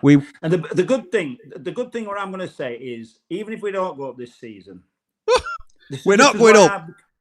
This is why I've become a positive Blade and a happier Blade. I think we've got to remember the bad times in the Premiership. The Premiership is all the Leeds fans I talk to now. They hate it. They absolutely hate the Premiership. And next year, with a bit of luck, Leeds will be down in Championship. Barnsley might come up from First Division. Wednesday might scrape. We might have loads of bloody derbies and stuff like that. So be nice to have Barnsley and maybe Huddersfield up with Leeds down and Sheffield United in there, wouldn't it? So something like that. Yeah. That'd be decent. Hull's there and Borough probably won't go up now. They've lost the bigoter. I'm not sure about that. I'd have McBurney as his partner, as Bamford's partner. Been out of sorts lately, says Paul. Just caught up with you. So nice to hear from Andy.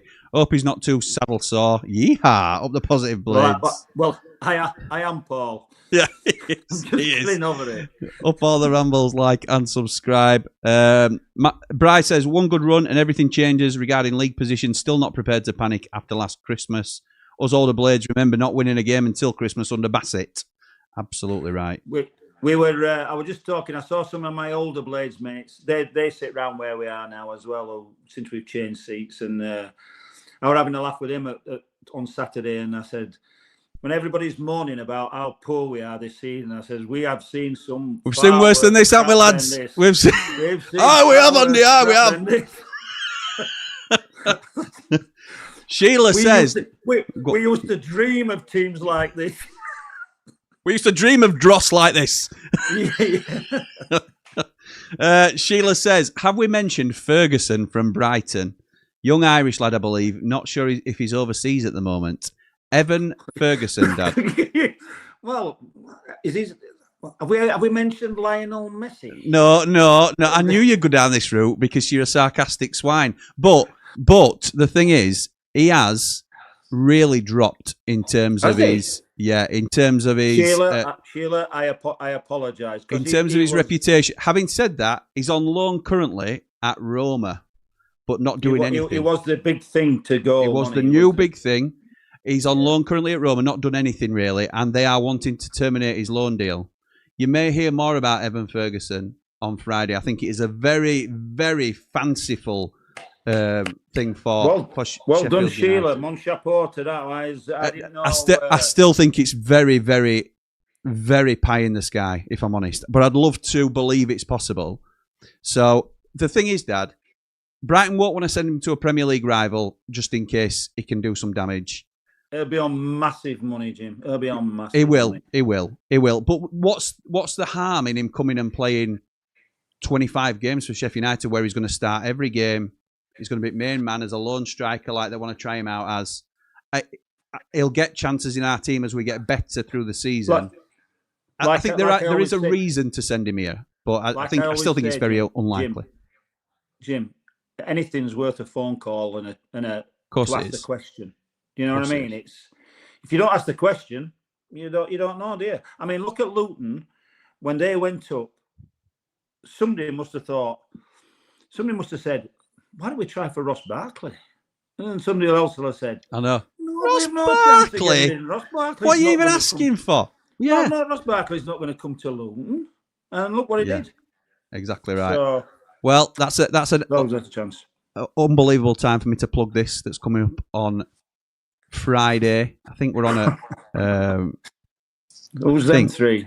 I think we're on at 7:30 on Friday. It might be 7, but it could well be 7:30. Just make sure your notification bell's on. Stay or sell for Gus, because a sale could fund a rebuild potentially. Ogbenny and Cannon out, maybe. Who's coming in? Does Evan Ferguson feature on that list? Sheila, you may have just spoiled that. Yes, it probably does. It probably does at some stage. Whoa. Josh says... I'll tell you what, was this a setup? You and Sheila? No. Me and Sheila aren't in cahoots, I can confirm that. But it's Sheila just knows a football, what can I say? So obviously a lot better than me. That's how where we are, isn't it? I wonder if Lionel Messi's free at this stage as well. What's Cristiano doing this January? Yeah, I'm a bit of a fool of myself there, haven't I? No, you aren't. I still think it's a very fanciful thing, but if we can get anywhere near, then it's like you say, worth a phone call. Thanks for reading my comment out last week. Jimmy says, Josh, it really lifted my... Mate, that's no problem at all. Should we win at Hillsborough? Can you see us turning a corner from there on? Up the Blades, up the Ramble? Absolutely I can. For all the... Not fear, that's probably the wrong word, but for all the nerves going into the game, if we win, certainly if we win comprehensively, but even if we win, there's no better spark to kickstart a season, surely, Dad. I mean, I know we've 16 games in them, but surely we're on an upward kick from there if we beat them at Hillsborough. Even if we get a draw at Hillsborough, I think we're sooner or later we're going to go on a little run and get ourselves out of it. Yeah. I think we do need to start creating and taking chances and stuff like that. I think we've more or less just about getting his defence sorted out now a little bit, but if we have Tanganga and me and well, the fullbacks aren't great, but Cooper back to fitness. We'll see. Just the last few comments then. This is the view from the mountain. He says, "Hi chaps, Bamford for free on reasonable wages could be a gamble worth taking. Similar deal to Ings in some ways. Whether they come good is a mystery really. Certainly have the ability for the level." Cooler King says, "If someone offers 2.5 mil for Cannon, do you take it?" Yep. Well, that's only because I had information from a reliable source who said it was nothing like 10 million that we paid. That reliable source was you. I can't reveal my reliable source, but yes, that's true. Lee says, struggling to get on board with the Bamford link. Don't see what he actually offers us. That's so different to what we have. 12 goals in his last 80 games does not grab me as the answer. You and Lee having a fallout there. Not like you two. Put him up, Lee. No, I thought you two were on the same page, but clearly there's a... Go on. Was that Mr. Eldridge? It was Mr. Eldridge. Yeah. Was it? No, it was Lee. All right. That 3D Western is called Fort T. Fort Tie. Fort. Was it? Yeah. Right. Can't remember. Do you know what? Fair play, Cooler King. I thought you were going to say, yes, it was. I remember it now. But yeah, how old were you? 6 or something, I suppose? Yeah, something like that. 7, 6 or 7. Fort Tie, Fort T, however it's pronounced. Michael says Bamford's a similar type of player to McBurney. Bamford will be a nuisance to opposition teams and has experience to take up good positions in the penalty area. Not the best finisher, but can do a job. Mr. Vancouver, in fact, we'll save that because that will be the last comment. Blade Running says, if Blades had been promoted last summer, we'd have struggled more than the previous visit in the Prem.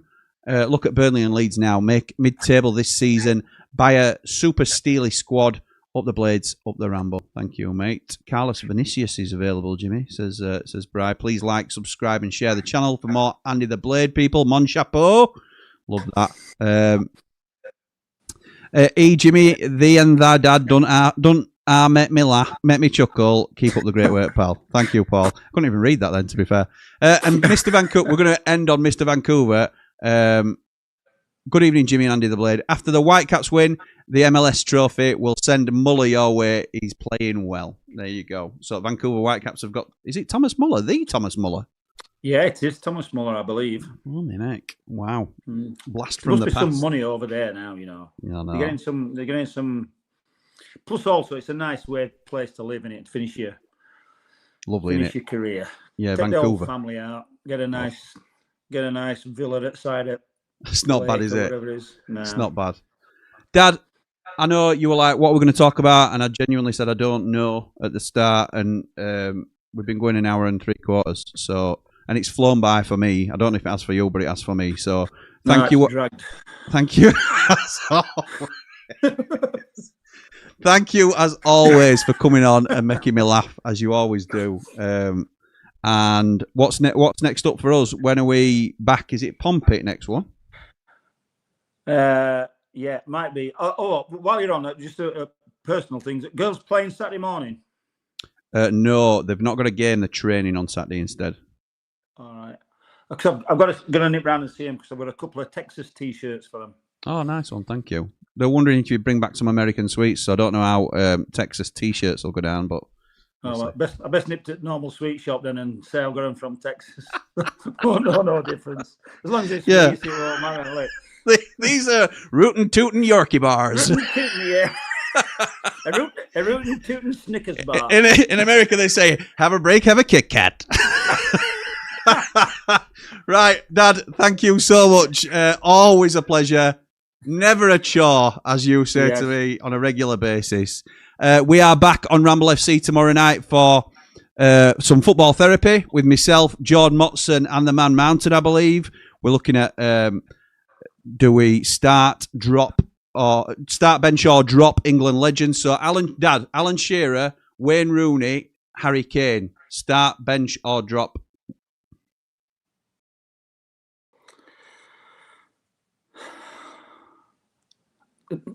Alan Shearer start. Yep, same for me, thank you. That's another one Lee Edridge disagrees with. Wayne Rooney bench That's me. Yes, Dad. Yes, correct. Harry Kane has got a better goal record than both. I know. And some people are blinded by that. He's not the player that Shearer was. He's not the player that Shearer was, correct. And that is why he's the channel MVP. Thank you, Dad. Come on, you red and white wizards. Up the Blades.